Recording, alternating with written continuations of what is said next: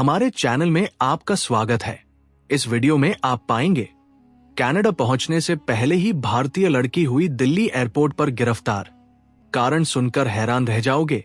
दिल्ली का इंदिरा गांधी अंतर्राष्ट्रीय हवाई अड्डा, जिसे हम आम तौर पर T3 के नाम से जानते हैं, हर दिन हजारों सपनों को उड़ान भरते हुए देखता है। लेकिन उस रात जो हुआ उसने वहां मौजूद हर शख्स को सन्न कर दिया।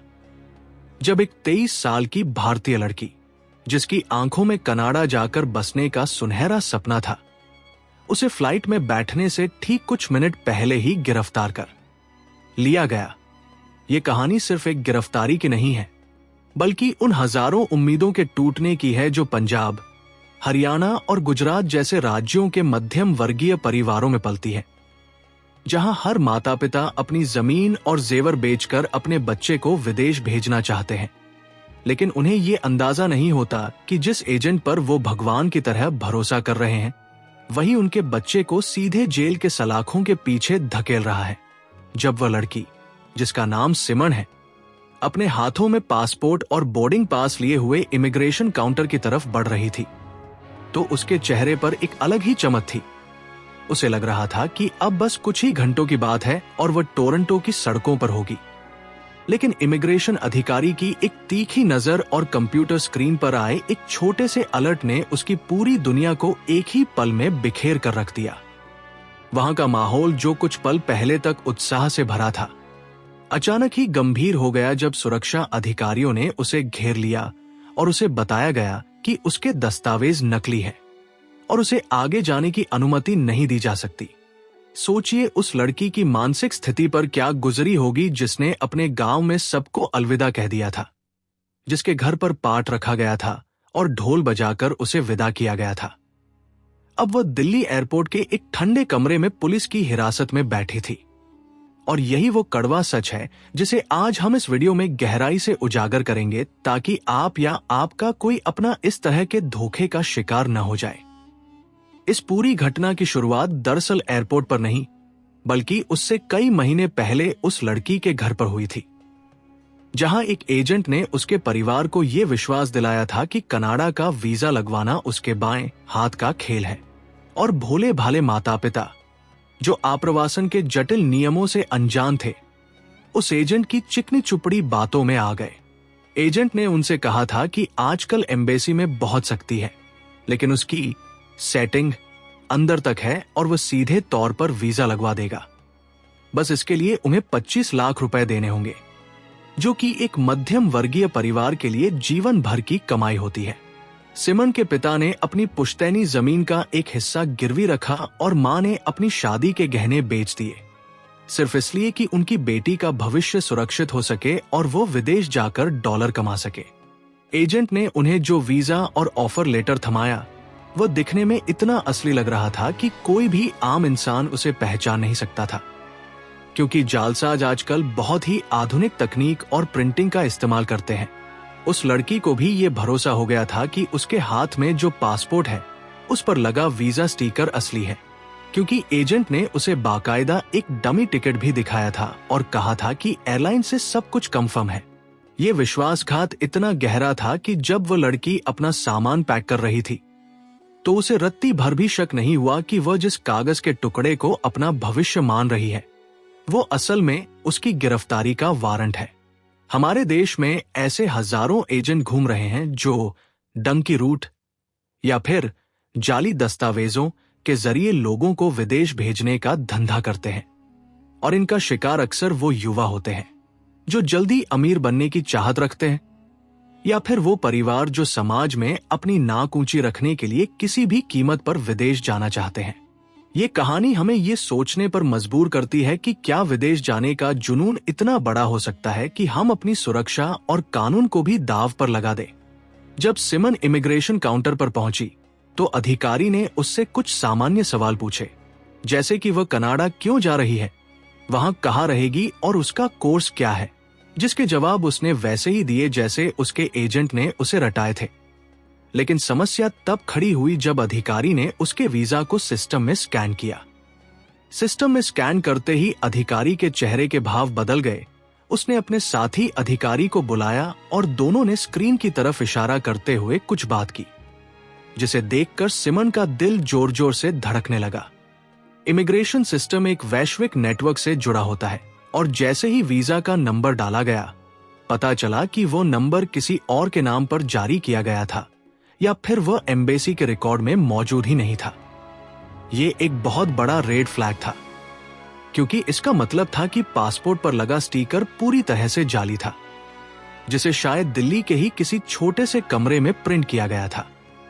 अधिकारी ने सिमन से सख्ती से पूछा कि ये वीजा उसने कहां से लगवाया है, तो वो हड़बड़ा गई और उसने उस एजेंट का नाम लिया, लेकिन तब तक बहुत देर हो चुकी थी। सीआईएसएफ के जवानों को बुला लिया गया और उसे कतार से अलग करके पूछताछ के लिए एक अलग कमरे में ले जाया गया। कल्पना कीजिए उस पल की जब उसके आसपास के यात्री उसे देख रहे होंगे, जो लोग अभी उसके साथ लाइन में खड़े होकर बातें कर रहे थे, अब वे उसे एक अपराधी की नजर से देख रहे थे। उस वक्त सिमन को यह समझ ही नहीं आ रहा था कि उसके साथ क्या हो रहा है। वो रो रही थी और बार बार कह रही थी कि उसके पापा ने पैसे दिए हैं, ये असली है, आप एजेंट से बात कर लीजिए।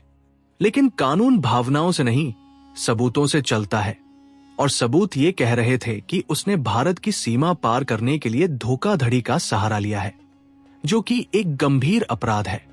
पूछताछ के दौरान जो बातें सामने आईं, वे और भी ज्यादा चौंकाने वाली थी, क्योंकि पुलिस ने जब उसके एजेंट का नंबर मिलाया तो वो नंबर बंद आ रहा था, जो कि ऐसे मामलों में एक आम बात है, क्योंकि एजेंट पैसे मिलते ही गायब हो जाते हैं। पुलिस ने सिमन को बताया कि उसके खिलाफ आईपीसी की धारा 420 धोखाधड़ी और 468 जालसाजी के तहत मामला दर्ज किया जाएगा, जिसका मतलब था कि उसका कनाडा जाना तो दूर, अब उसे जेल की हवा खानी पड़ेगी और कोटक चेरी के चक्कर लगाने पड़ेंगे। ये खबर जब उसके घर पहुंची तो वहां कोहराम मच गया। जिस घर में कुछ घंटों पहले जश्न का माहौल था, वहां अब मातम छा गया था। उसके पिता को दिल का दौरा पड़ने जैसी स्थिति हो गई, क्योंकि उनके पास न तो अब जमीन बची थी, न पैसे और न ही उनकी बेटी की इज्जत। ये सिंडिकेट इतना शातिर होता है कि ये लोग न सिर्फ वीजा बल्कि बैंक स्टेटमेंट, स्पॉन्सरशिप लेटर और यहां तक कि यूनिवर्सिटी के ऑफर लेटर भी नकली बना देते हैं। दिल्ली पुलिस की जांच में अक्सर ये सामने आता है कि ये एजेंट एक पूरा गिरोह चलाते हैं, जिनका संपर्क एम्बेसी के आसपास मंडराने वाले दलालों से होता है, और ये लोग उन युवाओं को निशाना बनाते हैं जिनका वीजा 1 या 2 बार रिजेक्ट हो चुका होता है, क्योंकि ऐसे लोग हताशा में कोई भी कीमत चुकाने को तैयार हो जाते हैं। सिमन भी शायद इसी हताशा का शिकार हुई थी। उसने सोचा था कि ये एजेंट कोई जादू कर देगा, लेकिन उसे ये नहीं पता था कि कोई भी एजेंट एम्बेसी के नियमों से ऊपर नहीं होता। इस गिरफ्तारी ने न केवल उसका करियर खत्म कर दिया, बल्कि उसके पासपोर्ट पर हमेशा के लिए एक ऐसा दाग लगा दिया जिसकी वजह से शायद अब वो कभी भी किसी दूसरे देश का वीजा नहीं ले पाएगी। क्योंकि एक बार अगर आप इमिग्रेशन फ्रॉड में पकड़े जाते हैं तो आपका डेटा ब्लैकलिस्ट हो जाता है।